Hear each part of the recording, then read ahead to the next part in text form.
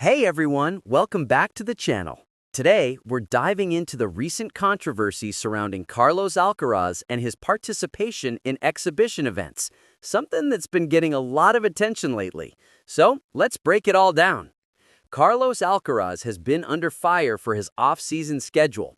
Recently, he came out swinging against critics who've been questioning his decision to play in these exhibition matches, especially after pulling out of the Davis Cup finals. So, why is everyone up in arms? Here's the deal. Alcaraz missed the Davis Cup finals last November after suffering a muscle edema in the final of the ATP finals, where he lost to Jannik Sinner. But since then, he's bounced back, and now he's gearing up for a couple of exhibition matches in December, Racket at the Rock and the Miami Invitational. And to top it off, he's set to play another exhibition against Sinner in Seoul early next year. Now, the criticism Alcaraz is facing is all about the apparent hypocrisy in his schedule. He's been really vocal about the ATP Tour's grueling schedule, yet here he is lining up exhibitions. Critics are saying, how can he complain about the tour while still playing these events? But Alcaraz isn't backing down. He fired back, saying there's a big difference between a tournament match and an exhibition. According to him, the intensity levels are just not the same. And honestly, he's got a point. Exhibitions are one-day affairs, whereas the ATP Tour is a whole other beast when it comes to physical and mental demands. And here's where things get interesting.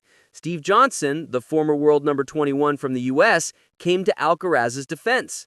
On the Nothing Major podcast, he straight up called the criticism insane. He argued that players can protect themselves physically in exhibitions, unlike in competitive tour events. He said, people are giving Carlos a hard time for pulling out of the Davis Cup but still playing these exhibitions.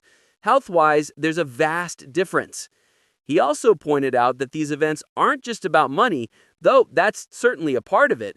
Johnson mentioned how these events give fans a chance to see top players like Alcaraz up close, something they might not get to do otherwise. So it's not just a cash grab, it's about growing the sport and giving fans the opportunity to watch one of the best in action. But Carlos didn't stop there. He explained his reasoning in a recent interview. He said, it's normal that people think that way, but for me, the main difference is that at a tournament, you have to stay focused for a week and a half, and it's super physically and mentally demanding. But an exhibition is just one day. It's really more about warming up and practicing. So, what's next for Carlos? He's off to New Jersey for Racket at the Rock on December 7th, and then the Miami Invitational the very next day.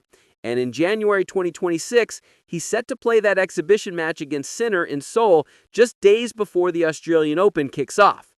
What do you think?